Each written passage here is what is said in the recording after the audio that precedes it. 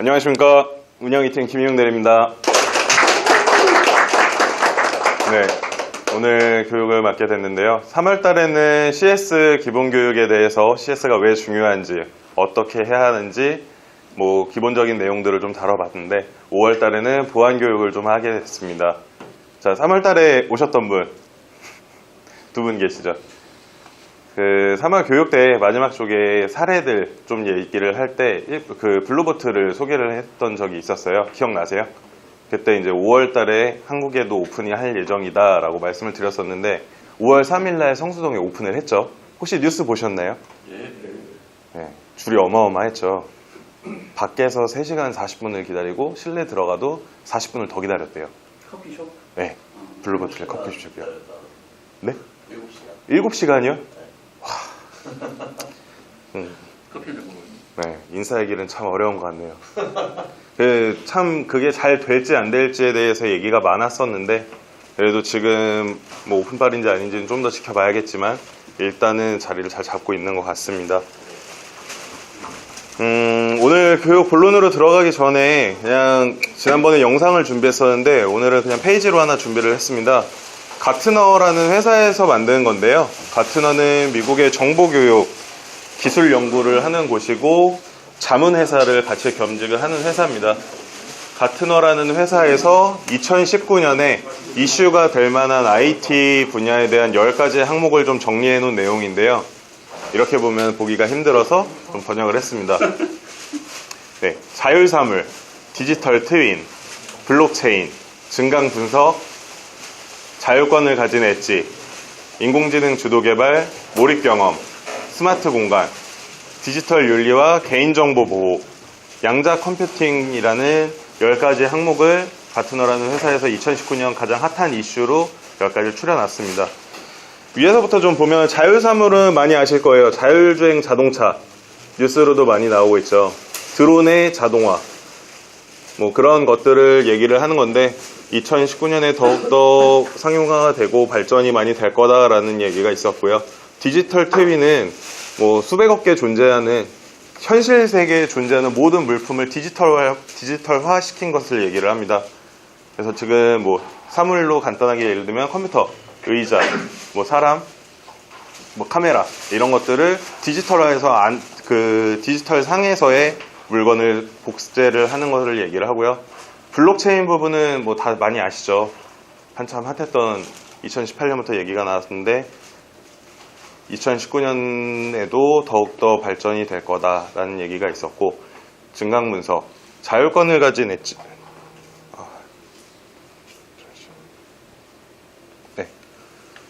자율권을 가진 엣지. 이 중에서 주의 깊게 볼 만한 거는 몰입 경험, VR, 가상현실이나 증강현실, AR, 그리고 복합현실 해서의 MR, 이런 것들이 올해 조금 더 많이 주요적으로 발전이 될 거다라고 얘기가 나오고 있고요. 스마트 공간은 지금 이제 홈 IoT나 이런 부분이 많이 발전이 되죠. 5G 하면서 아파트 단지 내에서도 그렇고 집에서도 그렇고 모든 것들이 다 이제 네트워크로 유기적으로 연결이 되는 그런 것들을 얘기를 하는 겁니다. 이제 그 와중에도 이슈가 되고 있는 부분은 오늘의 주제이자 요즘에 가장 대두되고 있는 문제죠. 디지털 윤리와 개인정보 보호, 개인정보 유출, 디지털 윤리, 인터넷이 발전하면서 생기는 문제점들에 대해서 얘기가 나오고 있고 양자 컴퓨팅 기술이 있습니다. 자, 이제 오늘의 본론인데요. 정보 보안과 개인정보 보호를 좀 주로 얘기를 해볼 거고요. 그리고 퓨처젠의 사규가 어떻게 되어 있는지, 그리고 저희는 운영사업부이기 때문에 각 사이트별로 다 파견을 나가서 근무를 하기 때문에 퓨처젠의 사규만 지키는 게 아니라 각 사이트마다의 보안 규정들을 같이 지켜야 하죠. 사무실에서. 그래서 그것도 한번 비교를 좀 해볼 생각입니다. 네, 오늘의 목차고요. 첫 번째는 2018년, 2019년 주요 이슈라고 되어 있습니다. 2018년에 IT적으로 문제가 어떤 게 가장 주요한 이슈가 있었는지, 2019년에 예상되는 공격들은 어떤 게 있는지 보고요. 두 번째는 개인정보보호법에 대해서, 세 번째는 정보보안, 네 번째는 퓨처젠 사규, 다섯 번째는 각 팀별 보안 규정의 특징과 비교를 좀 해보려고 합니다. 네, 순서를 보시면 아시겠지만 사실 개인정보 보호는 정보 보안의 한 범위예요. 이제 좀 넓은 포괄적인 정보 보안이라는 부분의 한 부분인데 이거를 더 먼저 다루는 이유는 워낙 중요한 내용이기도 하고 요즘에 갈수록 더 이슈가 되고 있기 때문에 따로 좀 빼놨습니다. 자, 이거는 뭐 그냥 보시면 되는데 요즘에 한참 보안 가지고 이슈가 많죠. 2018년도에 혹시 핫했던 아니면 그 전에도 상관없이 보안과 관련된 뉴스 혹시 기억나시는 거 있으세요? 화웨이. 화웨이. 또 어디 있을까요? 페이스북.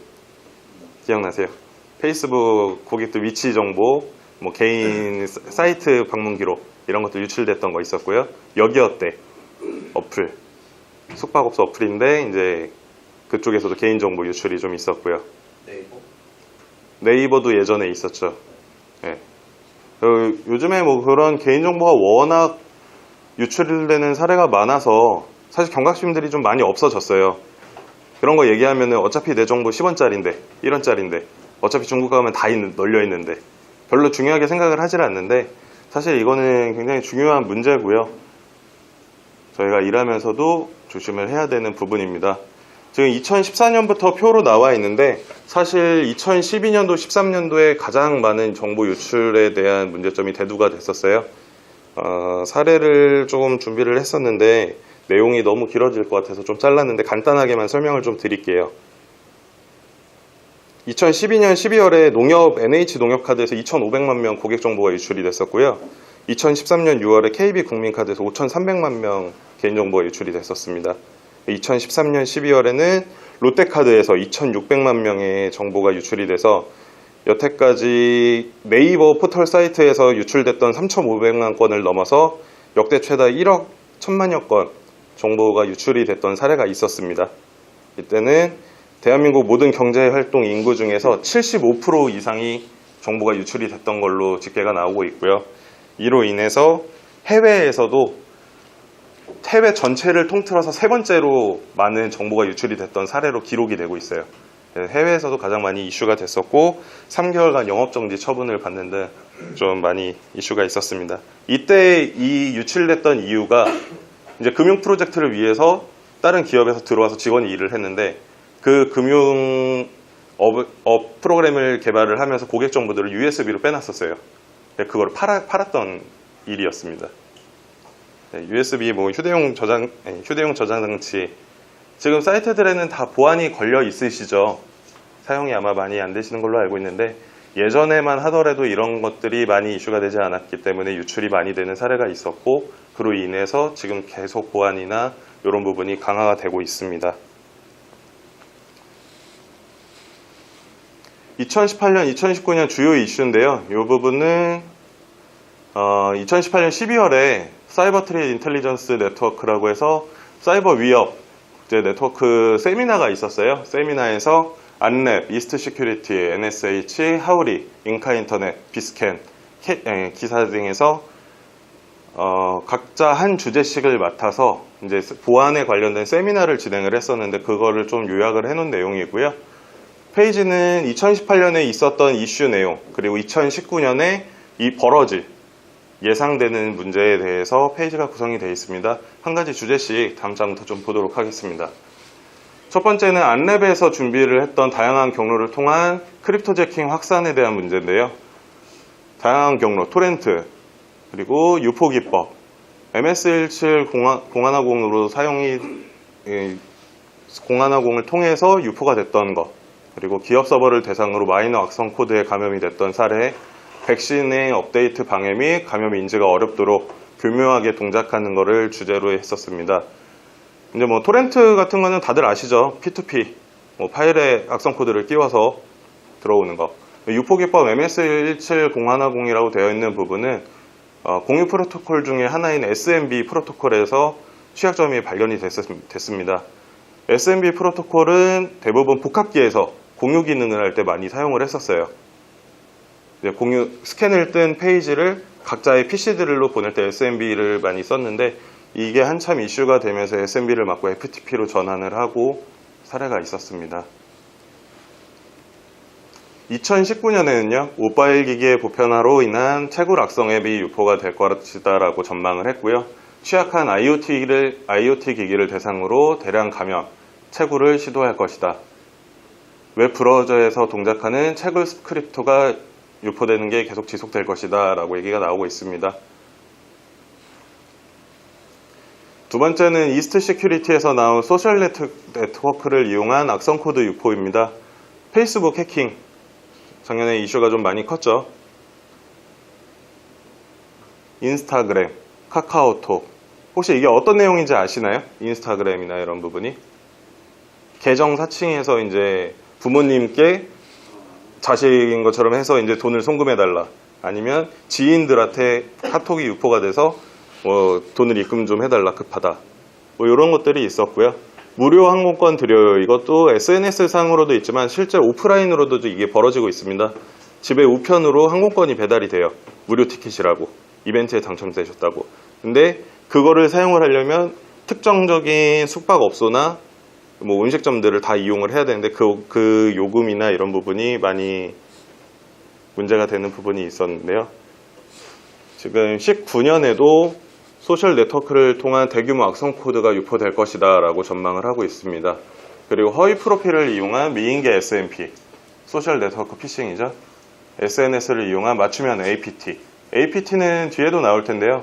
랜섬웨어나 이런 악성 코드들이 뿌려졌을 때 즉각적으로 공격을 하는 게 아니라 이제는 얘네들도 AI, 인공지능화가 되고 있어요. 코드들이 PC에 내장을 하고 뭐 레지스트리나 이런 데에 숨어 있다가 계속 사용자 패턴을 분석을 합니다. 분석을 해서 자주 가는 사이트, 뭐 어떤 식으로 패턴으로 PC를 쓰는지 이런 것들을 분석을 해서 그거에 맞춰서 공격을 해요. 그러니까 그 더 적발되기가 힘들어지고 코드들은 용량이 점점 작아지고 백신을 피하고 이런 것들을 이제 APT 공격이라고 하는데요. 이런 게 더 확대될 것이다 라고 얘기를 했습니다. 세 번째는 NSHC에서 얘기한 엔드포인트 보안 취약점을 겨냥한 공격입니다.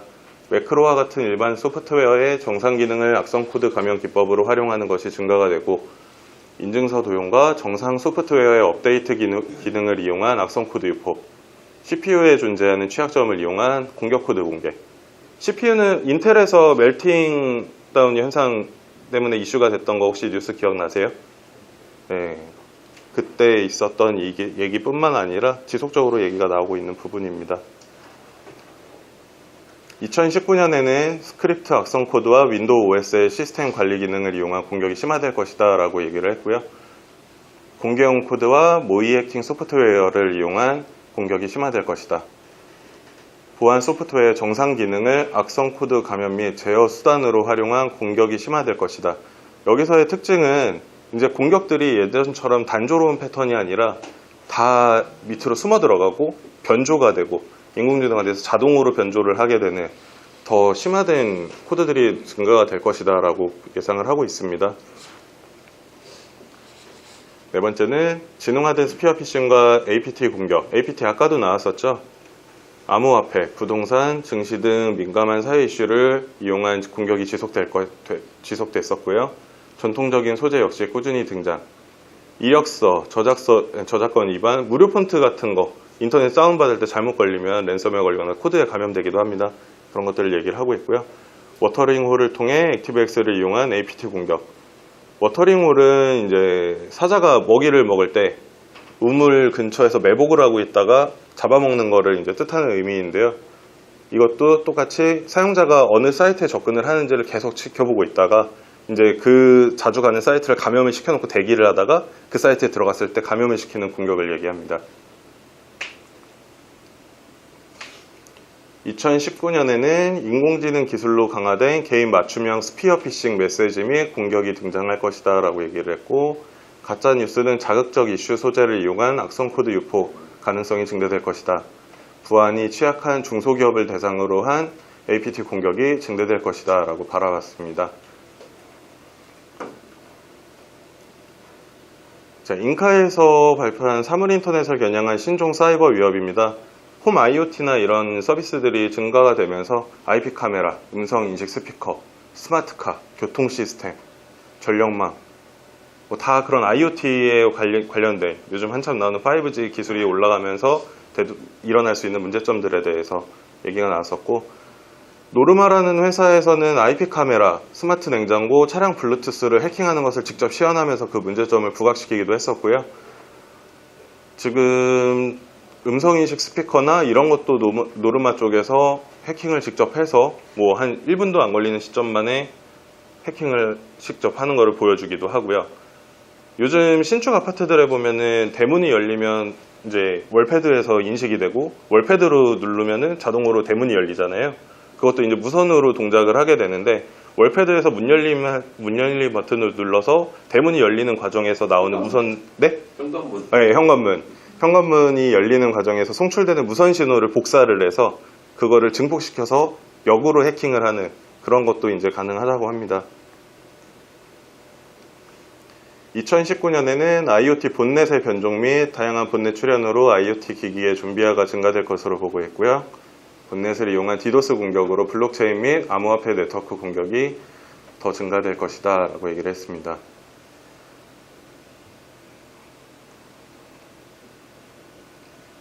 비스캔에서는 소프트웨어 공급망 관련 사이버 공격이 증가될 것이다 라고 공격되는 얘기를 했는데요. 개발업체 대상 사이버 공격으로 홈페이지 서비스가 중단되는 사고가 발생했고, 쇼핑몰 웹 솔루션 업체의 소프트웨어 취약점을 이용한 웹 해킹, 소프트웨어 코드 서명 인증서가 해킹으로 외부에 유출되는 사례들을 소개를 했었습니다. 지금 온라인 쇼핑몰들이나 뭐 SNS를 이용한 오픈마켓, 뭐 네이버 블로그 마켓, 이런 쇼핑몰들이 점차 많이 늘어나고 있죠. 지금도 무수히 많고요. 근데 그런 업체들이 이제 전문적으로 하는 게 아니기 때문에 보안에 취약한 점을 이용해서 그쪽을 위주로 많이 공격을 한다고 합니다. 2019년에는 웹사이트 개발 업체 대상이 공격이 증가가 될 것으로 바라봤고요. 취약점을 악용한 해킹 및 정보 유출 증가, 코드 서명 인증서를 해킹하는 공격이 증가가 될 것이다 라고 얘기를 했습니다. 네, 마지막으로 악성행위 탐지를 우회하는 공격 기법의 진화. 이제는 악성 코드나 이런 것들이 보안에 걸리질 않아요. 잘 용량이 수킬로바이트 밑으로 이제 현저히 떨어져서 백신에서도 감지를 하기 힘들고요. 그런 것들을 이제 모듈화해서 IoT 본넷 VPN 필터가 등장을 하기도 했고요. 초소형 포스 악성 코드, 핑크카이트, 타이니포스 등이 출현도 했습니다. 핑크카이트랑 타이니포스도 수킬로바이트도 안 되는 굉장히 작은 용량의 악성 코드고요. 이거는 포스 자체에 내장을 하면서 탐지가 되지 않고 고객 정보나 이제 카드 결제를 할 때 들어오는 입력되는 정보들을 다 보관을 하고 있다가 보안이 좀 뜸해지는 시점에 다른 서버로 계속 전송을 합니다. 축적을 하고 자기가 스스로 지우고 나와서 탐지가 많이 힘들었던 악성 코드라고 하고요. 근데 이 코드들은 용량이 작아질수록 이제 취약점은 용량이 작은 만큼 네트워크를 더 많이 사용을 한다고 합니다. 네트워크를 계속 보내야 되기 때문에 그 부분을 더 강화해서 지금 더 추적하고 요새는 예방을 하고 있다고 얘기를 했고요. 안티머신 러닝 기능을 갖추고 있는 파이로키 랜섬웨어 발견. 이제 로키 랜섬웨어가 원래 유명했던 건데 그거에 변조되어 있는 조금 다른 성향의 파이로키 랜섬웨어가 발견된 내용입니다. 2019년에는 DGA 도메인 제너레이션 알고리즘을 이용하여 CNC 차단을 회피하는 악성 코드가 증가하고 머신러닝 기반 백신 탐지 및 시스템을 우회하는 사이버 위협의 진화, 패치 관리, 보안 관리 등 중앙 관리 소프트웨어의 취약점을 악용한 공격이 지속될 것이다 라고 얘기를 했는데요. 지금 다 이슈들이 홈 IoT 기기 그리고 변조하는 악성 코드 다 진화하고 있고 찾기 힘들어지고 있고 더 지능화되는 것들을 많이 문제를 삼고 있습니다. 이제 18년, 19년에 있었던 부분은 여기까지 얘기를 좀 하고요. 용어가 좀 어려운 것들이 있어서 그런 부분은 다시 나중에 얘기를 해주시면 제가 참고할 만한 자료는 따로 보내드리도록 하겠습니다.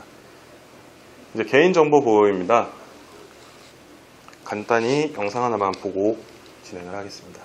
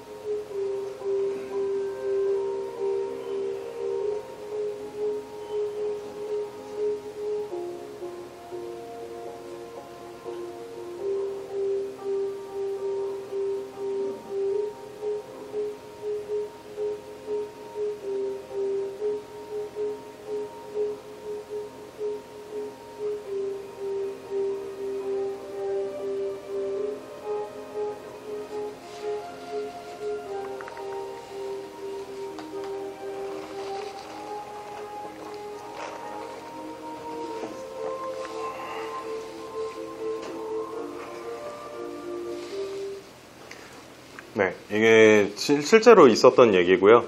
EBS 주식 채널 2에서 방송이 됐던 내용인데 개인정보가 유출이 되고 해커 집단이 한 개인을 대상으로 악용을 해서 이제 악의를 가지고 공격을 하면 어떻게 되는가에 대한 내용이었습니다. 자, 지금 방송에 나왔던 것 중에 유출됐던 내용 혹시 기억에 남는 거 있으세요? 위성사진. 또 뭐 나왔죠? 딸의 얼굴. 가족의 전화번호. 직장. 은행 계좌. 얼굴. 연락처. 네, 계좌 나왔고요. 모든 나의 정보. 피부가 건조한 사람이라는 것과 혹시 보셨나요? 이제 취향까지도 다 유출이 됐다라는 얘기죠. 이제 뒷부분에서 얘기를 좀 더 해보겠습니다. 이제 개인정보보호법인데요. 사실 법이기 때문에 이 내용이 너무나 방대해서 최대한 좀 축약을 했습니다. 간단하게 개념을 좀 볼 거고요. 그 다음에는 법이 개정이 되고 있는데 어떤 방향으로 되고 있는지 그냥 간단한 가장 중요한 이슈 부분만 좀 한번 같이 살펴볼 겁니다.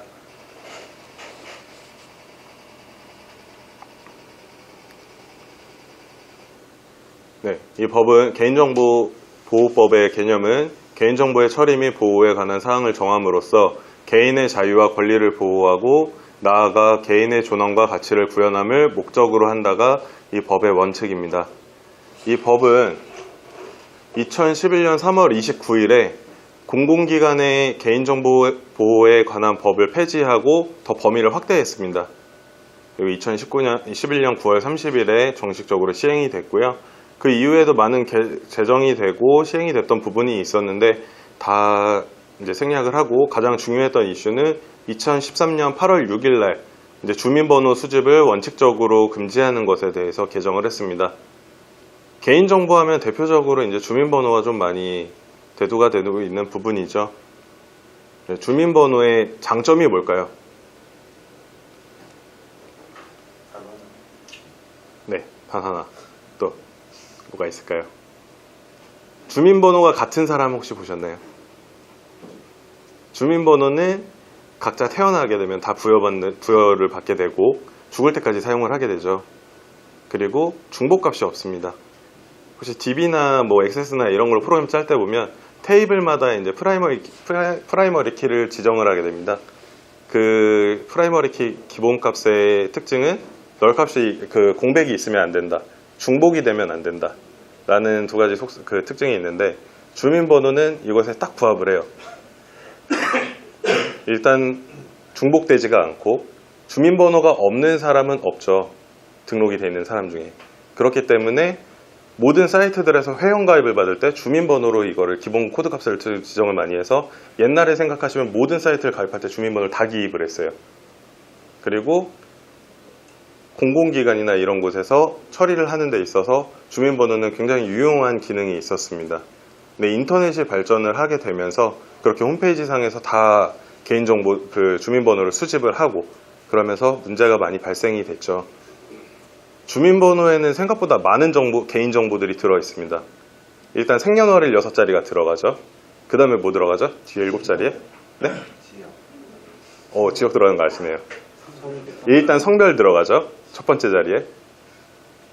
아까 지역 말씀하셨는데 7자리 중에 두 번째, 세 번째, 네 번째, 다섯 번째 자리가 지역 코드예요. 내가 태어난 출생 지역, 그리고 그 동사무소, 이제 옛날에 동사무소였죠. 지금은 주민센터고요. 출생신고를 한 주민번호의 코드가 두 번째, 세 번째, 네 번째 자리에 들어가고요. 아니, 다섯 번째까지. 여섯 번째 자리는 뭐가 들어갈까요? 여섯 번째 자리는 그 동사무소에 출생신고를 한 같은 성별의 몇 번째로 내가 등록이 됐는지를 나타냅니다. 그리고 마지막 7번째 자리 숫자는 이 주민번호가 맞는지를 검증하는 수식이에요.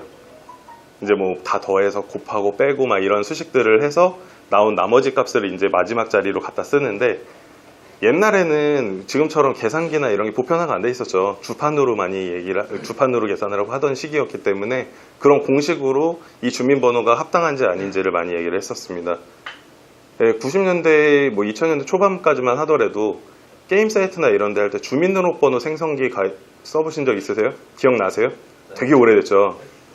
옛날에는 이게 맞다 아니다의 검증보다는 주민번호의 양식이 맞는지만을 필터링을 했었어요.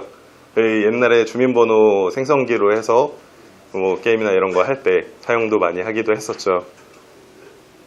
2013년 8월에는 이제 그 전부터 계속 너무 문제가 많이 되니까 원칙적으로 수집을 하는 거를 금지를 해버렸어요. 진짜 공공기관, 금융기관, 정말 중요한 사용자에게 충분히 고지가 되지 않은 상태에서는 주민번호 수집 자체가 불가하고요. 이 주민번호는 해외 다른 나라들이랑 좀 비교를 해 볼 필요가 있는 것 같은데, 대한민국은 주민등록번호라는 걸 쓰죠. 미국은 사회보장번호를 사용합니다. 영국은 개인 식별번호를 부여하고요. 캐나다는 사회보험번호, 스웨덴은 국민식별번호를 사용을 하고 있습니다. 이것들의 속성은 조금씩 다 다른데 저희는 주민번호를 부여받게 되면 보편적으로 다 대부분의 신분증이 되고 이 신원을 확인하는 용으로 모두 다 쓰지만 각 나라마다 특징은 이제 의료기관에만 쓴다든가 금융에만 쓸 수 있다던가 되게 제한적으로 많이 걸려 있습니다. 그리고 더 중요한 점은 주민번호 혹시 바꿨다라는 분 보셨나요? 주민번호를 바꿨다. 이름을 개명했다. 개명한 분은 보셨죠? 개명은 요즘에 많이 하죠.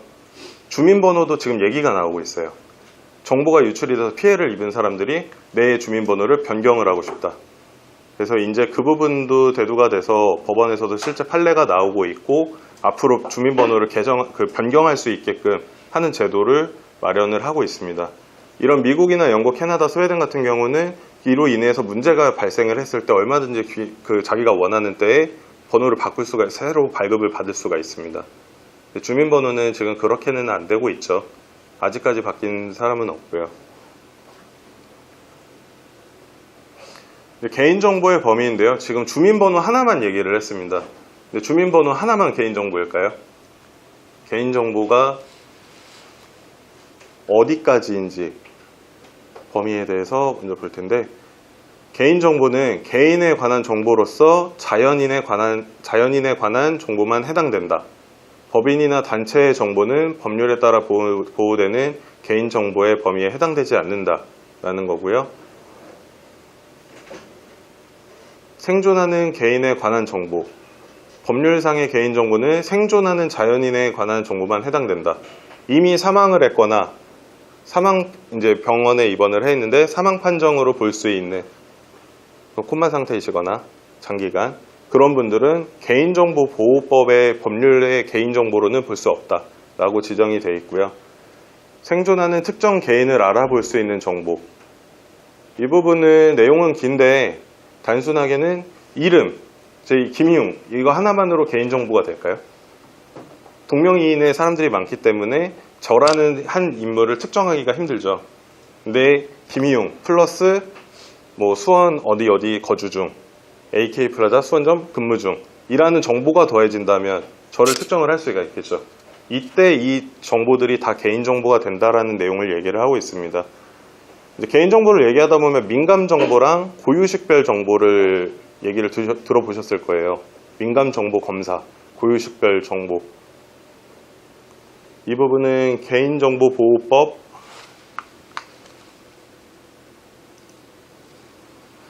제23조에 지정이 되어 있는데요. 민감정보는 개인정보 처리자는 사상, 신념, 노동조합, 정당에 가입, 탈퇴, 정치적 견해, 건강, 성생활 등에 관한 정보, 그 밖에 정보 주체의 사생활을 현저히 침해할 우려가 있는 개인정보로서 대통령령으로 정하는 정보를 처리해서는 아니 된다. 민감정보는 이제 성향이나 아까 피부가 건조한 타입이라는 것과 막 이런 거 얘기 나왔었죠. 그런 부분이 이제 민감정보에 약간 속하는 내용이고요. 고유식별 정보는 주민등록 번호, 여권번호, 운전면허번호, 외국인 등록번호 등 개인이 가지고 있는 부여되어 있는 고유한 식별 정보를 얘기합니다. 개인정보 수집은 예전에는 홈페이지 가입할 때 다 주민번호 받았었잖아요. 그게 어떻게 바뀌었죠? 지금 뭘로 인증을 하고 있죠? 휴대폰, 이메일 인증,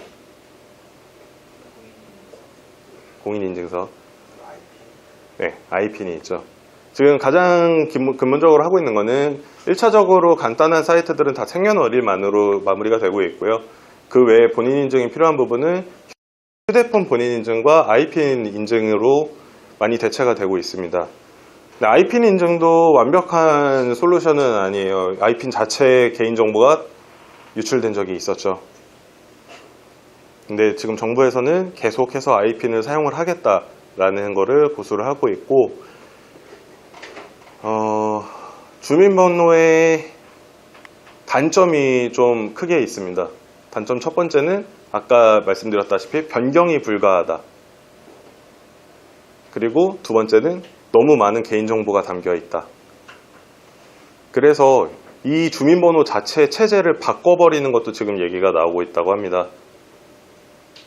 주민으로 번호 자체를 생년월일이나 개인정보를 다 없애버리고 무작위의 패턴으로 아예 숫자로 대체를 하던가, 아니면 기존 주민번호 플러스 알파로 고유 식별정보를 포함을 하던가, 아니면 그것도 이제 유출이 됐을 때 변경은 불가한 부분이기 때문에 그 은행권에서 쓰는 OTP 카드 아시죠? 버튼 누르면 숫자 바로바로 뜨는 그런 번국민 OTP 카드나 보안 카드를 사용하자라는 얘기도 지금 추진이 되고 있다고 합니다. 이제 참고로 그냥 아시면 될 것 같고요. AK 저희는 수원점에서 있는데 2010년부터 있었어요. 근데 저희도 개인 정보를 처음에 수집을 했었어요. 어느 부분에서 했었냐면 포스를 쓸 때 메인 포스에서 이제 캐셔분들이 결제를 할 때 캐셔분들이 포스에 로그인하기 위해서 쓰는 아이디를 예전에는 주민번호 뒷자리 7자리로 아이디랑 패스워드를 썼었습니다. 맞죠? 전점 다 그랬던 걸로 알고 있는데, 주민번호 수집이 원칙적으로 이제 금지가 되면서 점 코드에다가 특정 규칙, 뭐 AK에서 쓰고 있는 규칙을 해서 다 변경이 됐고요. 임직원들도 이제 렌탈 PC를 사용하고 있는데 PC나 이런 장비들을 받게 되면 인수인도 확인서를 작성을 하는데 이제 잘 받았습니다. 제가 관리합니다. 이로 인한 문제는 제가 책임집니다. 이런 서약서를 작성할 때 주민등록번호를 수집을 했었어요. 이것도 아예 항목 자체를 삭제해버리고 생년월일이나 그냥 4번만으로 대체를 하게 되었습니다. 그래서 기존에 있던 것들은 다 일체 폐기를 하게 됐고요. 타점에서도 혹시 타팀에서도 이렇게 개인정보를 수집했던 적이 있으신가요? 예전에? 팀장님 아실 것 같은데. 예전에도 했었고 지금도 어쩔 수 없이 하고 있어요. 어느 부분에서 하고 계세요? 왜냐면은 이 회원이라는 개념이 있기 때문에 네. 연쇄자원이나 VIP, VVIP는 특별 관리가 들어가서 그 사람들이 뭐 생일이라든지 뭐 이런 거에 직접 그런 관리를 다 하시나요? 전산으로?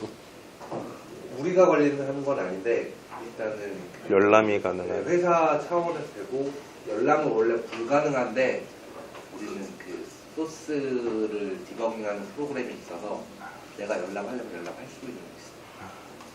많이 주의하셔야겠네요. 혹시 1팀에서도 그런 사례가 있나요?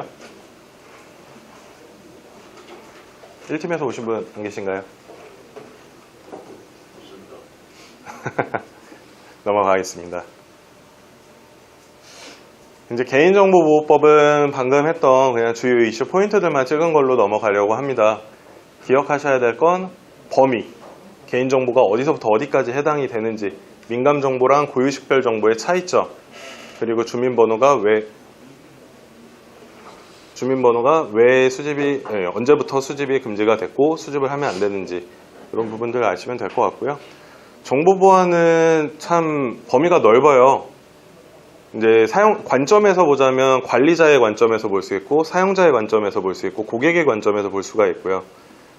그리고 일반 보안과 정보 보안, 뭐 IT 분야로도 나뉠 수가 있습니다. 일반 보안은 지금 우리 본사 문 시건하듯이 문 시건하는 거, 그리고 개인 서랍장, 공용 캐비닛, 이런 이제 책상 위에 문서가 있는지 없는지, 이런 것들을 일반 보안 쪽으로 분류를 해서 보고 있고요.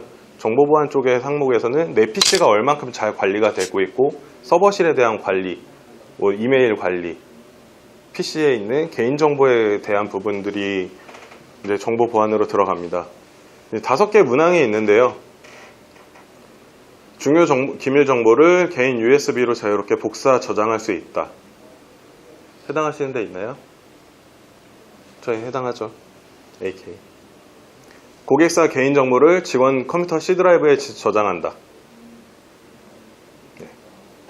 외근 중인 직원과 카카오톡으로 고객사 정보 및 업무에 대해서 공유를 한다.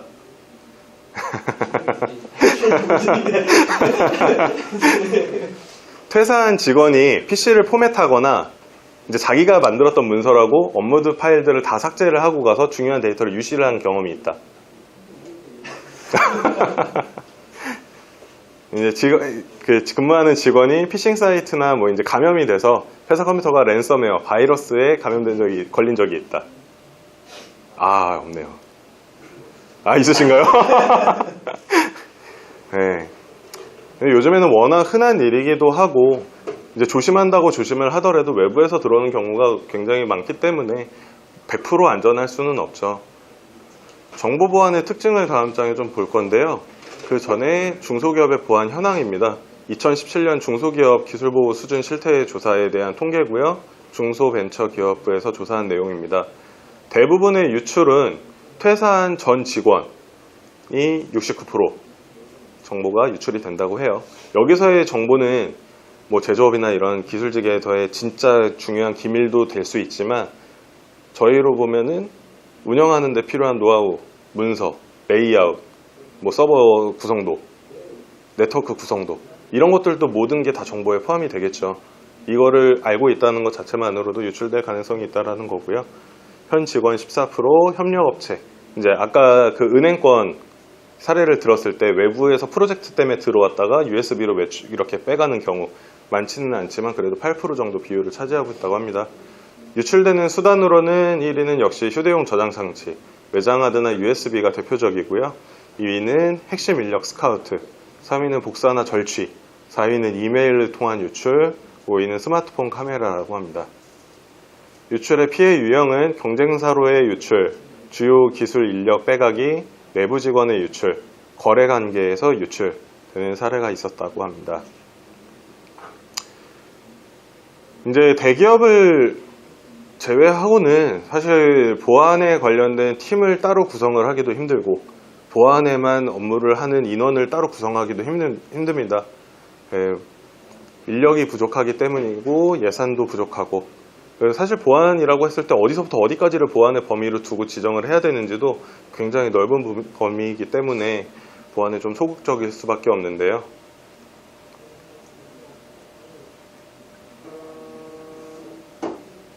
정보 보안은 세 가지의 큰 특성을 가지고 있습니다. 인가된 사용자만 정보 자산에 접근 가능해야 한다.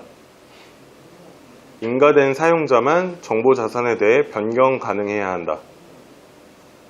정보 자산에 대해 사용자가 필요한 시점에 사용 가능해야 한다. 말은 어렵지 않죠? 다 보면 아시겠죠? 특정된 관리자만 접근할 수 있어야 하고 특정된 사용자만 변경 가능할 수 있어야 하고 원하는 시점에서 사용자가 이 솥을 열어볼 수 있어야 한다 라는 내용이고요. 이 3대 조건은 기밀성, 무결성, 가용성으로 명시가 되어 있습니다. 이제 추가적으로는 진정성, 책임성, 부인 방지, 신뢰성 등이 있는데 사실 3대 요소로서 기밀성, 무결성, 가용성을 가장 많이 중요하게 얘기를 하고 있고요. 예를 좀 들어보면 제가 이제 뭐 네이버 맵에서 길찾기를 하고 싶어요. 네이버에 들어가려고 하는데 디도스 공격으로 사이트가 폐쇄가 됐어요. 그러면 어느 세 가지 중에 어느 거를 침해받은 걸까요? 정답입니다. 제가 원하는 시점에서 페이지를 확인을 하고 정보를 얻어가야 되는데 디도스 공격으로 페이지가 차단이 됐기 때문에 원하는 시점에 볼 수가 없었죠. 이런 거는 가용성이 침해됐다라는 식으로의 사례를 많이 들더라고요. 이제 정보 보안은 명명하기가 굉장히 좀 힘듭니다. 워낙 이제 해석하기 나름이고 범위도 넓기 때문에 이걸 한 줄로 딱 요약을 할 수는 없지만 이제 가장 중요한 내용은 정보의 수집, 가공, 저장, 검색, 송신, 수신 도중에 정보의 훼손, 변조, 유출 등을 방지하기 위한 관리적, 기술적 방법을 의미한다가 가장 대표적인 내용입니다. 정보 보안에는 6가지 특성이 있는데요. 첫 번째, 100% 완벽하게 달성할 수 없다. 미리 사전에 다 예방을 할 수가 있을까요? 항상 공격이 들어오면 그거에 대한 대비책이 나오고 그거에 대해서 예방을 하려고 하는 거지 100% 실드를 칠 수는 없죠. 100% 완벽하게 달성할 수 없다. 두 번째, 정보 시스템 성능에 도움을 주지 못한다. 보안 프로그램을 사용하고 백신을 사용한다고 해서 시스템이 빨라지고 리소스가 가벼워지고 그럴까요? 오히려 반대로 무거워지죠. 정보 시스템의 성능에 효율적으로 도움을 주지는 못한다라는 특성이 있고요. 정보 보안 대책의 설치 시 필요성을 확신할 수 없다. 이 얘기는 보안 방법을 수립을 할 때 내가 언제 해킹을 당할 거다, 몇 건을 당할 거다를 예측할 수가 없다라는 얘기입니다. 언제 당할지 안 당할지는 모르지만 조심을 해야 되기 때문에 보안 대책을 세워야 하는데 그 필요성을 확신할 수 없다라는 내용이고요. 정보 보안 대책의 효과성은 실패율에 의해 측정된다. 성공률로 측정이 가능할까요? 만약에 올해 한 건의 공격이 있었는데 한 건을 막았다. 한 건의 공격이 있었는데 그 한 건의 방어에 실패했다. 이런 걸로는 되지 않기 때문에 전체적인 통계에서 이제 실패율로 의해서 이제 보안이 잘 됐는지 안 됐는지를 측정을 하는 부분이고요. 두 가지 이상의 대책을 동시에 사용하면 위험을 크게 줄일 수 있다. 이 부분은 대부분의 기업들에서 일반 보안과 정보 보안을 같이 하는 걸로 이제 많이 사용을 하고 있습니다. 일반 보안만 해서 정보 보안이 되지는 않고 정보 보안만 한다고 문서 유출이 되지는 않기 때문에 일반 보안과 정보 보안을 동시에 사용하는 형상을 보이고 있고요. 남에게 밀어서는 안 된다. 정보 보안은 누가 대신 해주지 않습니다. 담당자가 있는 게 아니죠. 본인이 쓰는 PC 본인이 관리를 해야 하고 본인 책상에 있는 문서, 서랍, 기밀 문서, 개인정보 문서들은 본인이 사용 후에 직접 하세를 하고 직접 관리를 해야 합니다. 이거는 저희 AK 플라자에서 쓰고 있는 캠페인 내용인데 제가 좀 가져와 봤습니다. 내 PC에 나도 모르는 개인정보 파일이 있다. 화면 보호기가 설정되어 있는가? 내 PC에 비밀번호 설정이 되어 있는지 확인. 윈도우를 업데이트하자 내 PC에 설치된 무료 소프트웨어가 불법. 보안 프로그램이 설치되어 있는가? 액티브엑스로 누군가 내 컴퓨터를 조종할 수 있다. 라는 게 저희가 주로 체크하는 내용이고 임직원들이 셀프로 이제 체크를 하게 되는 기준점입니다. 개인정보, 주민번호, 고객 이메일, 고객 전화번호, 휴대전화번호 이런 파일들이 있는지에 대한 내용이 있고요. 화면 보호기는 본사에서도 이제 캠페인을 했었죠. 다 사용 중이신가요? 사용하고 계시죠? 네. 바탕화면, 화면 보호기 이런 설정들. 비밀번호는 두 가지가 있습니다. 시모스, 바이오스 암호죠. 처음 PC 부팅하자마자 뜨는 암호, 두 번째 윈도우 암호. 두 가지를 다 사용해야 하고 패스워드는 뭐 알기 쉬운 1, 2, 3, 4, 0000 이런 게 아닌 8자리에서 10자리 이상의 이제 문자와 암호, 문자와 숫자, 특수 기호까지 섞어서 사용하는 것을 권장을 하고 있습니다. 윈도우 업데이트도 보안 패치가 되고 있기 때문에 주기적으로 업데이트하는 것을 권장을 하고 있고요. 이 부분이 가장 좀 애매한 부분일 거예요. 내 PC에 설치된 무료 소프트웨어가 불법인지 아닌지에 대해서 확인하는 건데 뭐 알집, 알약, 가장 많이 대중적으로 쓰는 게 이스트소프트 프로그램들을 많이 쓰시죠. 간편하기도 하고. 집에서 쓰실 땐 무료예요. 근데 기업에서 쓰실 땐 유료가 됩니다. 절대 사용하시면 안 되는데 가장 간편하게 확인을 하는 방법은 네이버 자료실에 들어가셔서 프로그램명을 검색을 하시면 만약 진짜 내가 깔려있는지 안 깔려있는지도 모르는데 내가 프로그램 추가 제거에 들어갔는데 이 프로그램이 왜 있는지 모르겠다. 검색을 해보시면 어떤 프로그램인지가 뜨고요. 이쪽에 사용 범위에 보시면 프리 하고선 개인과 기업이라고 되어 있죠. 개인으로만 써져 있으면 집에서는 사용하셔도 돼요. 비상업용으로는 사용이 가능하지만 기업에서는 사용이 금지되어 있는 프로그램입니다. 개인과 기업 두 가지가 다 나와 있어야 기업에서도 사용이 가능하신 프로그램이니까 이걸로 웬만한 거는 다 확인하실 수 있을 겁니다. 다음은 보안 프로그램이 설치되어 있는 건데 백신, 각 사이트마다 사용하고 계시죠. 백신이 설치가 되어 있는지, 백신이 업데이트가 잘 되고 있는지, 주기적으로 검사를 하고 있는지 대한 내용이고 백신 외에도 각 사이트마다 이제 보안 프로그램을 사용하고 있을 거예요. 혹시 본사에도 보안 프로그램이 별도로 사용하고 있는 게 있나요? 아직은 없나요? 네. 사이트 보안 프로그램이 제대로 설치가 되어 있는지, 그것도 정상적으로 작동이 되고 있는지 확인하는 부분이고요. 액티브엑스 부분은 뭐 필수는 아니고 권고사항이긴 한데, 아까 2018년 주요 이슈 중에도 액티브엑스를 변조해서 악성 코드나 이런 걸 공격한다라는 내용이 있었죠. 그래서 웬만큼 사용하지 않는 오래된 액티브엑스들은 주기적으로 좀 삭제를 해주시고 자주 사용하는 것만 남겨두시는 게 좋습니다.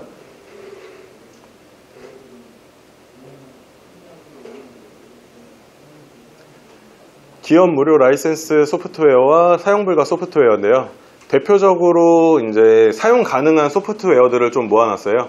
압축용으로 쓰실 수 있는 건 반디집, 세븐집, 빵집, 다집, 한집 이런 것들을 이제 기업에서도 쓰실 수 있는 무료 소프트웨어니까 이런 걸 사용하시면 되고요. 이미지 뷰어로는 쿨뷰, 한시, 다시 이런 프로그램이 있습니다. 밑에 있는 거 한 번씩 천천히 읽어보시면 될 거고요. 이제 우측에는 기업에서 가장 많이 사용은 하고 있지만 사용하시면 안 되는 소프트웨어들에 대한 사례들을 좀 적어놨습니다. 대충 보시면 기능들은 다 아시겠죠? 어떤 건지.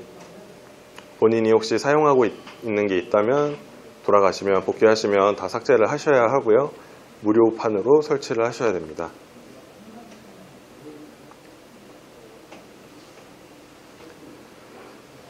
저희 AK에서도 지금 사용 중인 보안 프로그램이 두 가지가 있습니다. 백신으로는 바이로봇, 하우리 소프트의 이제 바이로봇 7.0을 쓰고 있고요. 통합방지 솔루션으로는 오피스키퍼라는 보안 프로그램을 사용하고 있어요. 이 보안 프로그램을 소개를 하는 이유는 아마 타 사이트에서도 보안 프로그램을 여러 가지를 쓰는데 동작하는 원리나 사용하는 이유는 비슷할 것 같아서 이제 예시로 좀 들어봤습니다. 첫 번째 가장 중요한 기능은 정보 유출 기능 방지입니다. 휴대용 저장 장치들을 다 통제를 해서 인가된 장비, 사전 등록된 장비, 승인이 난 장비들만 사용할 수 있도록 통제를 해주고요. 출력물에 워터마크라든가 프린터 출력 자체를 제한을 걸어서 출력물을 보완하고, 민감정보 관리로 PC 내 검색 스캔을 돌리면 민감정보가 저장되는 파일들이 검출이 돼서 자동 암호화를 한다든가 삭제를 할 수 있도록 유도를 하고, 이제 문서 백업을 하고, 웹이나 소프트웨어를 차단하는 기능, PC 취약점을 점검하는 기능, 그리고 IT 자산 관리, 뭐 이런 주요 기능들이 있습니다. 이제 이거는 정상 기능 동작 방법이라고 나와 있는데 사실 크게 중요한 내용은 아니고요. 그냥 원리에 대해서만 간단하게만 하고 넘어가겠습니다. 일단 정보 유출 방지에 대한 부분은 사전 등록된 매체, 사내 메신저나 부서 USB를 제외하고는 부서 USB로는 상시 반출이 가능하고요. 이 이외의 모든 방법으로는 개인정보 파일들은 반출이 불가합니다. 문서 자체를 옮길 수도 없고 메일이나 이런 걸로 첨부해서 보낸다고 해도 타 PC에서는 그 문서를 암호화가 되어 있기 때문에 문서를 열어볼 수가 없는 부분이 있고요. 출력물 보안은 워터마크, 인쇄가 들어가게 되는 부분이 있고요. 민감정보 관리는 개인정보, 주민등록번호, 전화번호, 여권번호, 계좌번호 이런 것들을 검출을 해서 이 파일 자체가 위험한지 안 위험한지를 식별해주는 기능이고요. 문서 백업은 랜섬웨어로 손상된 자료가 있고 나머지 파일들이 있을 때 중요한 자료들을 미리 백업을 해놓고 이제 포맷을 해도 나중에 원복시킬 수 있도록 별도로 복구해주는 기능이고요. 웹사이트나 소프트웨어는 실행을 차단할 수 있도록 정책을 걸 수가 있습니다. 예전에는 호스트 파일 같은 거에 이제 사이트들을 직접 등록해서 차단을 했었고요. 아니면 옛날 PC 보안관 이런 걸로 이제 많이 사용을 했었죠. 요즘에는 웹사이트 자체를 서버에서 차단을 해버리는 식으로 차단을 하고 있고요. PC 취약점 점검인데 보안 업데이트가 되고 있는지 안 되고 있는지, 화면 보기가 설정되어 있는지 이런 것들을 점검하게 됩니다. IT 자산 관리는 이제 저희가 렌탈 PC를 쓰다 보니까 그냥 그거에 대한 자산 관리를 해주는 기능이라 이거는 부가적인 거고요. 이제 일반 보안 항목인데요. 일반 보안 항목은 문 시건하는 것부터 공용 캐비넷, 책상 위에 있는 문서들이 얼마나 잘 정돈이 되어 있고 시건이 잘 되어 있는지가 가장 중요한 부분입니다. 중요 정보의 인쇄물들은 사용이 끝나면 즉시 파쇄를 해야 되고요. 개인정보에 관한 부분들은 정말 철저히 관리를 해줘야 합니다. 사무집기와 장비도 항상 시건을 해야 되고요. 업무 스케줄이나 점포 내 정보 보안 관리에 대해서 강화를 하라는 내용입니다. 우측 하단에 보시면 이게 실제로 저희 백화점 내 총무팀에서 점검을 나와서 이렇게 사진을 찍어가서 대표님께까지 보고서를 올려서 보안이 되고 있는지 안 되고 있는지를 점검을 하고 있는 부분인데요.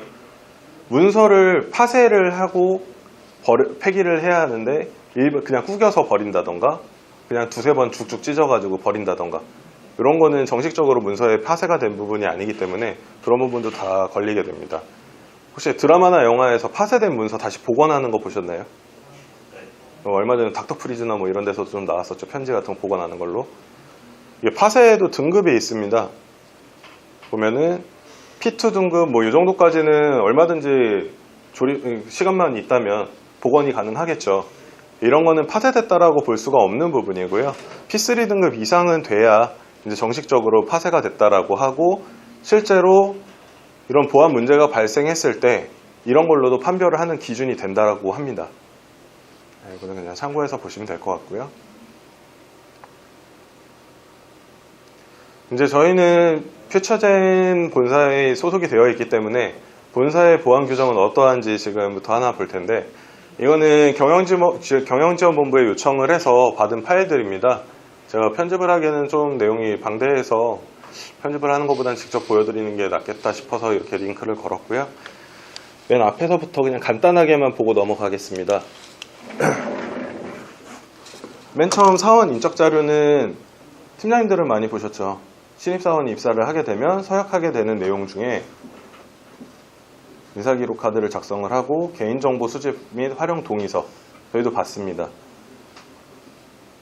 그리고 서약서로서 해야 되는 것들 정보 보안에 관한 내용들이 이 안에 다 포함이 되어 있습니다. 그리고 윤리강령 준수 서약서 작성하는 부분이 있고요. 회사 정보 보호에 관한 부분도 이렇게 서약을 다 하시게 됐습니다. 그래서 지금 여러분들도 기억은 안 나실지 몰라도 입사하실 때 이것들을 다 작성을 하셨고요. 실제로 이거를 다 지키셔야 합니다. 두 번째는 물리적 보안인데요. 이게 신입사원 교육 때 경영지원본부에서 이제 교육을 해주시는 걸로 내용을 알고 있어요. 이 물리적 보안이라고 하는 부분은 본사 출입 시에 관한 내용이라 저에게는 그렇게 중요하게 해당되는 내용은 아니라서 간단하게 그냥 넘어가겠습니다.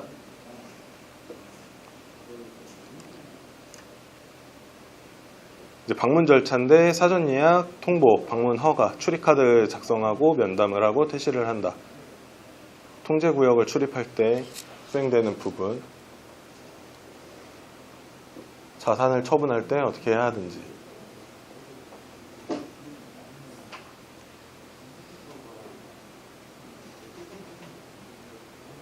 정보 유출에 관한 대책, 지문을 등록하게 되는 프로세스인데요.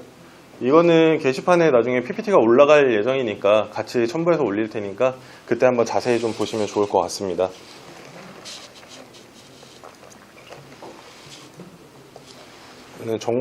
정보보안 교육에 대해서 이제 경영지원본부에서 교육할 때 하는 자료고요. 이제 정보보안의 일부분으로 개인정보 보호가 포함이 된다라는 내용이고요. 3대 요소.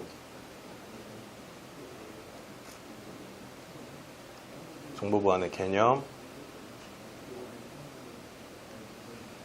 정보.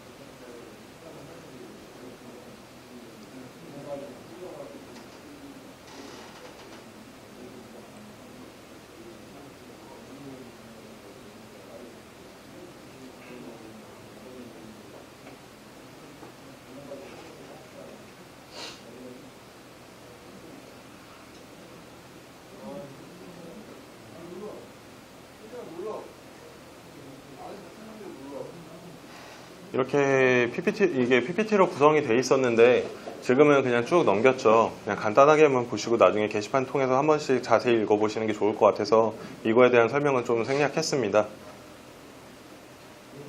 중요한 거는 이제 이 부분인데요. 퓨처젠 자체의 사규입니다.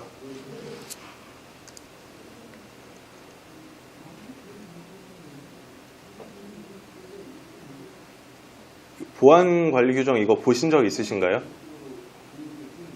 내용 보셨어요, 이거? 처음 보셨죠? 총칙부터 해서 목적, 적용 범위, 보안 업무 전담 조직의 책임과 권한.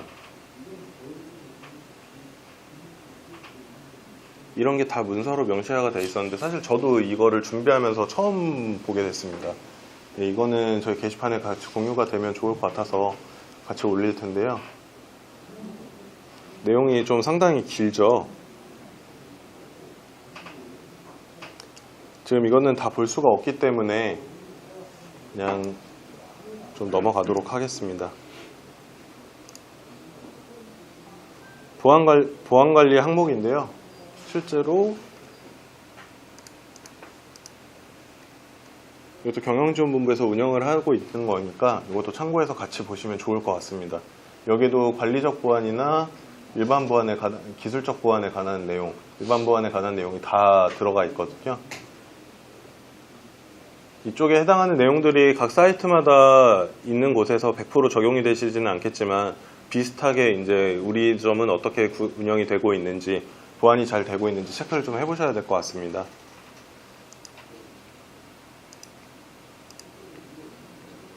이것도 보안 점검 리스트인데 잘 되어 있는가에 대해서 체크하는 내용이고요. 혹시나 문제가 발생하게 됐을 때 징계관리 규정에 대한 부분도 문서화되어 있습니다. 이것도 작아서 제 내용이 잘 안 보이실 텐데 이것도 같이 게시판에 공유하는 걸로 하고요. 뒷장에 그냥 간단하게 좀 내용을 정리를 해놨습니다. 중요하다고 생각되는 부분만 좀 빼놓은 건데요. 보안관리 규정 아까 그 엑셀로 돼 있던 문서 그 내용에 보면 제3조 1항의 2번 항목에 각 팀 내 정보자산의 보호에 대한 책임은 보안조직도상의 각 팀 팀장에게 있으며 각 팀원은 부여받은 임무와 관련된 모든 보안 업무를 수행해야 한다라고 명시가 되어 있고요. 제3조 2항 2번의 정보보호 담당자는 IT 및 정보보호에 대해 전반적인 지식과 조직 통솔력 및 의사결정 권한이 있는 각 팀별 선임급 이상으로 명시가 되어 있습니다. 본인이 각 팀에서 각 점에서 선임이시다 하면은 다 정보보호 담당자로서 이제 기능을 수행을 하셔야 되는 부분이고요. 한 점포를 다 확인을 하셔야 됩니다. 이제 밑에 있는 부분은 기타 보안 규정에 있던 부분인데요. 이제 정보보호와 관련된 문제 또는 사고가 발생했을 경우에는 즉시 대표이사에게 보고하고 경영관리팀에 통보해야 한다라고 명시가 되어 있습니다. 하지만 이제 내부적인 보고 체계는 다 준수를 하고 이제 최대한 빨리 보고를 해야 한다라는 내용이고요. 보안관리 규정은 아까 특성 6가지 중에 가장 마지막에 남에게 밀어서는 안 된다라는 한 부분이 있었죠. 임직원은 본 규정을 준수해야 하며 정보보안 활동 및 정보보안 의식 제고에 현저한 업적이 인정되는 경우에 수시 포상할 수 있다. 뭐 잘 운영하시고 잘 준수하신다면 포상의 기회도 있을 수 있으니까 귀찮다, 나는 걸릴 리 없다, 번거롭다 라고 생각하지 마시고 잘 운영을 하시면서 지킬 수 있도록 하면 좋겠습니다. 다음은 각 팀별 보안 규정입니다. 저희가 지금 운영 1팀, 2팀, 3팀으로 되어 있는데 사이트가 되게 근데 여러 개 있죠, 종류가. 그 팀들에 대한 내용을 저희가 팀장님들한테 요청을 드려서 요거 내용을 좀 받았습니다. 정보보안에 해당하는 내용인데요. 백신, 에버랜드는 운영 2팀 AK 플라자만을 제외하고는 모든 곳에서 다 V3를 사용을 하고 있습니다. 맞습니까? 네. 정보보안 프로그램은 뭐 나스카 APC, 신세계 보안 프로그램 이런 걸 사용을 하고 있고 이 보안 프로그램이 저희가 아까 얘기했던 오피스키퍼랑 비슷한 기능을 하는 프로그램들이 맞죠. 네, 그런 민감 유출이라든가 이런 것들 차단하는 기능. PC는 고객사 PC를 사용하고 있고 스타필드는 퓨처넷에서 지급이 됐고 사이먼은 섞여서 들어가 있고요. 운영 2팀 AK는 고객사에서 항공렌탈 PC가 지급이 되어 있고요. 신라 면세는 고객사 지급, HD 용산도 고객사 지급. 네트워크도 각 사이트마다의 내부망을 사용을 하고 있고요. 이용 중인 고객사 사이트는 저희가 이제 퓨처젠 그룹웨어 말고 고객사에 근무하면서 고객사 사이트를 대신해서 저희가 계정을 권한을 받아서 사용하고 있는 부분을 작성해달라고 요청을 드렸습니다. 에버랜드는 녹스 포탈을 사용하고 있고요. 스타필드는 PC 계정이랑 신세계 메일 계정, 사이먼은 PC 계정 사용하고 있고요. AK도 AK 그룹웨어 메일이랑 게시판용으로 사용을 하고 있고, 아크리스라는 전산용 사이트를 사용을 하고 있습니다. 운영 3팀은 녹스 포탈을 사용을 하고 있습니다. 전자문서의 보존 기한입니다. 전자문서는 이메일, 게시판, 계약서, PDA 같은 거 신청서가 포스라든가 이런 게 신청서가 올라오면 언제까지 보존을 해야 하는가에 대한 부분인데요. 최소 보존 기한이고 중요 문서들은 조금씩 기준이 달라질 수는 있으니까 이건 참고만 하시면 될 것 같습니다. 휴대용 저장장치 사용 여부인데 지금 사이먼이랑 AK만 사용이 USB나 이런 통제장치가 사용 가능하고 나머지는 다 사용이 불가합니다. 이거 승인 받으면 쓸 수 있나요? 승인을 삼성 같은 경우에는 에버랜드 보통 마찬가지인데 원래 기간을 1년 단위로 끊어줬다가 네. 문제가 되니까 6개월, 3개월 지금 프로젝트 단위별로 있고 지금은 건바이건 한 건 하려면 한 건 승인 받아야 되는데 정부 결제가 이게 상무 라인까지 USB 쓴다고 결제가 올라가야 돼서 거의 그럼 불가하다고 이제. 그냥 이제 구두로 그냥 알아서 좀 봅시다라는. 그 다음은 외부망 접속 여부인데요. 네이버나 구글 같은 외부 페이지, 고객사 사이트나 내부 사이트를 제외한 곳을 접속할 수 있는가에 대한 부분인데, 에버랜드는 접속은 가능하지만 로그인이나 이제 구체적으로 집중적인 사용은 불가한 상태고요. 스타필드는 아예 접속 불가로 CMS도 접속이 안 돼서 AMS로 사용을 하신다고 하네요. 그리고 사이먼이랑 AK는 접속이 가능한 상태고요. 신라면세랑 HDC 용사는 접속이 아예 불가한 상태입니다. 전산실 출입에 대한 부분인데요. 에버랜드는 에버랜드 출입카드, 스타필드는 보안실에 기록을 해서 출입을 하고 있고, 사이먼은 전산팀에서 관리를 하고, AK 플라자는 세콤으로 운영을 하고 있습니다. 신라면세랑 HDC 용사는 사원증 패스권을 패스 카드 목걸이 같은 걸로 이제 사용을 하시는 거죠. 예. 서버실은 별도로 에버랜드에선 관리는 안 하고 있고요. 스타필드에서는 전산실 내 출입대장을 기록해서 출입을 관리하고 있고요. 사이먼은 사이먼 안전팀에서 서버실 출입 보안에 대해서 관리를 하고 있고, 저희 AK는 보안실마다 세콤이 달려 있어서 세콤으로 출입 통제를 하고 있습니다. 네, 운영 3팀에서는 별도로 딱히 없으시고요. 출입증 운영 여부고요. 나머지는 지류문서 보존 기한. 지류문서는 사실 원칙적으로는 기밀문서가 개인정보라든가 이런 기밀문서가 들어가 있는 정보는 사용 후 즉시 파쇄가 다 원칙입니다.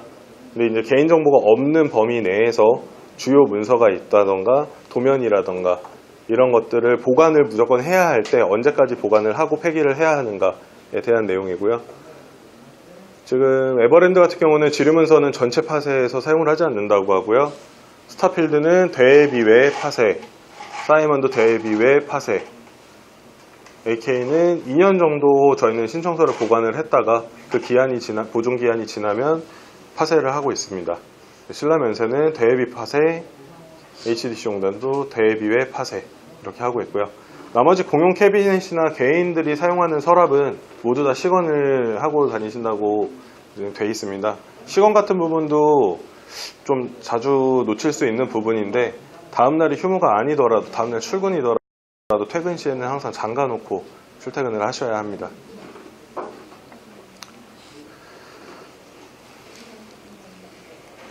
네, 내용이 좀 많았었는데 추격해서 얘기하다 보니까 많이 건너뛰고 좀 횡설수설한 부분도 있는 것 같은데, 제가 준비한 시간은 여기까지입니다. 고생하셨습니다.